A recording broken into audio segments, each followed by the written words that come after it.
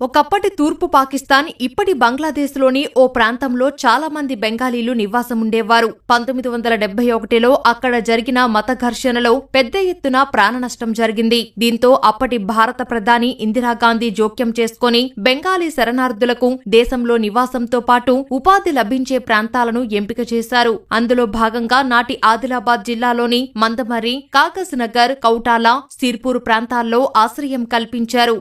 అక్కడి నుంచి వచ్చిన వారిని మందమర్రి పట్టణ శివారు ప్రాంతంలో సుమారు 200 కుటుంబాలు నివాసముండేలా ఏర్పాట్లు చేశారు. వీరికి ఇక్కడే ఆసుపత్రి, పాఠశాలతో పాటు రక్షణగా సుమారు 100 మంది పోలీసులతో ఒక శిబిరాన్ని ఏర్పాటు చేశారు. ఇక్కడికి ఎవరూ రాకుండా 3 ఏళ్ల పాటు పోలీసుల శిబిరం కొనసాగించారు. ఈ క్రమంలో తూర్పు పాకిస్తాన్ నుంచి వచ్చిన కొన్ని కుటుంబాలు ఇక్కడ ఉంటున్నాయని, పోలీస్ క్యాంపు ఉందని విస్తృతంగా ప్రచారం సాగింది. దీంతో ఈ ప్రాంతానికి పాకిస్తాన్ క్యాంపు పేరు వచ్చిందని కాలనీవాసులు అంటున్నారు.